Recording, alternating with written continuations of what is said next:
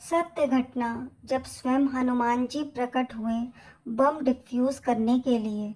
वर्ष था 1998। रामनगरी अयोध्या इन दिनों सुरक्षा के घेरे में थी। खुफिया एजेंसियों को खबर मिली थी कि भारी मात्रा में आरडीएक्स अयोध्या में लाया गया है और एक बड़ा हमला किया जा सकता है। एसटीएफ की टीम सक्रिय हो गई। कई जगहों से आरडीएक्स पकड़ा गया और एक बड़े आतंकी हमले को नाकाम कर दिया गया। लेकिन असली खतरा अभी बाकी था। अयोध्या के केंद्र में स्थित था हनुमानगढ़ी मंदिर, एक ऐसा पवित्र स्थल जहां हर दिन हजारों श्रद्धालु हनुमान जी के दर्शन को आते। इसी मंदिर को एक आतंकवादी ने अपना निशाना बनाया। वह बम निरोधक दस्ते का वेश धारण कर मंदिर में घुसा और ठंडे पानी की मशीन के भीतर एक टाइमर बम छुपा दिया।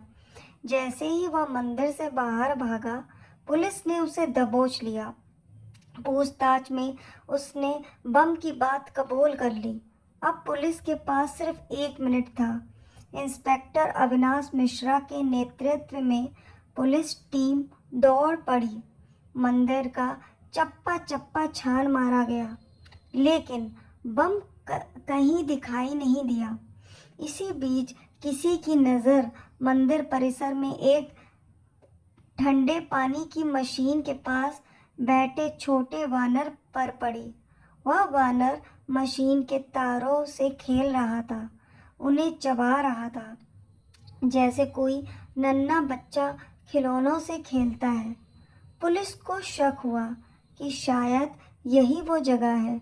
उन्होंने उस वानर को भगाने के लिए कुछ केले फेंके। जैसे ही केले गिरे, वह वानर तार छोड़कर मंदिर की ऊंचाई की ओर भाग गया और फिर आकाश में विलीन हो गया। बम रखवाट बुलाया गया। जैसे ही मशीन खोली गई, सबकी सांसें थम गईं। बम के टाइमर पर केवल 3 सेकंड बचे थे, लेकिन वह पहले ही डिफ्यूज हो चुका था। किसी ने बम के तारों को काट दिया था, बिल्कुल सही जगह से। बम निरोधक दल ने कहा, "ये बम तो किसी ने डिफ्यूज कर दिया है।" और तार उसी वानर के दांतों से कटा हुआ लग रहा है। सभी की नजरें मंदिर के शिखर की ओर गईं।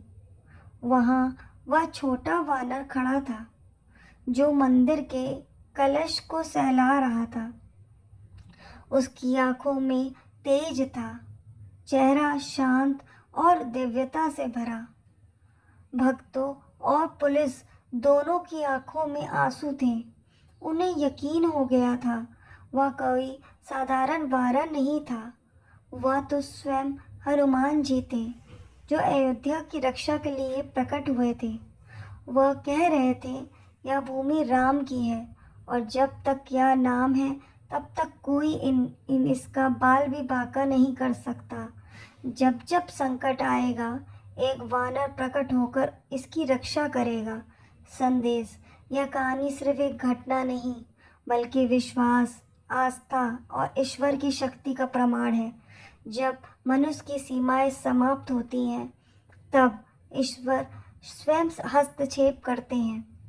हनुमान जी आज भी जीवित हैं, हर उस स्थान पर जहाँ श्री राम का नाम लिया जाता है, जहाँ संकट आता है और जहाँ श्रद्धा सच्ची होती है।